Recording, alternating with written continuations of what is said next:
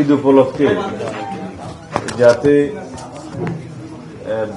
বিভিন্ন রকমের আইনশৃঙ্খলা পরিস্থিতি যেগুলো সৃষ্টি হয় সেগুলো যাতে আমরা অ্যাভয়েড করতে পারি, বিশেষ করে গার্মেন্টস সেক্টরে, সড়ক পরিবহনে যাতে মানুষের ঈদ যাত্রাটা আমরা নির্বিঘ্ন করতে পারি এবং জনজীবনে স্বস্তি দিতে পারি, সেই জন্য দুটো আলাদা আলাদা মিটিং হয়েছে এবং সংশ্লিষ্ট মন্ত্রণালয়, দপ্তর এবং আমাদের মন্ত্রণালয়ের যারা সংশ্লিষ্ট সংস্থা প্রধান সবাই উপস্থিত ছিলেন।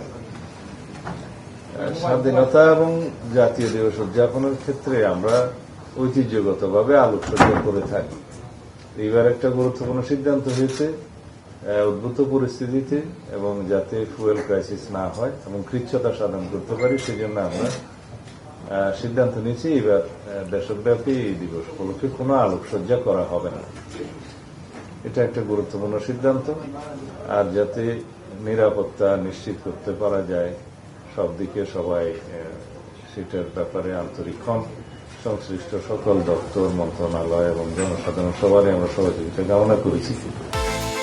বিকাশ পেমেন্টে 10,000 টাকার বেশি অফার, শপিং চলছে তো।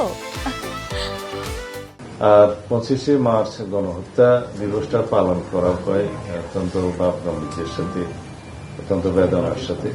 সেটা যথাযথ মর্যাদায় আমরা অতীতের মতো করেই পালন করব এবং এখানে ধর্ম মন্ত্রণালয়ের ভূমিকা আছে, মুক্তিযুদ্ধ মন্ত্রণালয়ের প্রধান লিড মিনিস্ট্রি হিসেবে এটা পালন করেন। স্বরাষ্ট্র মন্ত্রণালয়ের দায়িত্ব হচ্ছে যে আমরা নিরাপত্তার সমস্ত বিষয়ে দেখভাল করব। আর 26শে মার্চ করতেছে যে সাভার স্মৃতিসৌধে পুষ্পমাল্য অর্পণ মাননীয় রাষ্ট্রপতি, মাননীয় প্রধানমন্ত্রী এবং মন্ত্রী পরিষদের আর বিরোধী দলীয় নেতৃবৃন্দের এবং অন্যান্য সামাজিক রাজনৈতিক সংগঠনের যে পুষ্পমাল্য অর্পণের বিষয়টি আছে সেটা যাতে নিশ্চিত নিরাপত্তা নিশ্চিত করা যায়, যাতায়াত যাতে সহজতর করা যায় সেই বিষয়ে আমরা সমন্বয় করেছি। এই হলো আজকের বিষয় এবং আমরা আশা করি সবার সহযোগিতা পাব।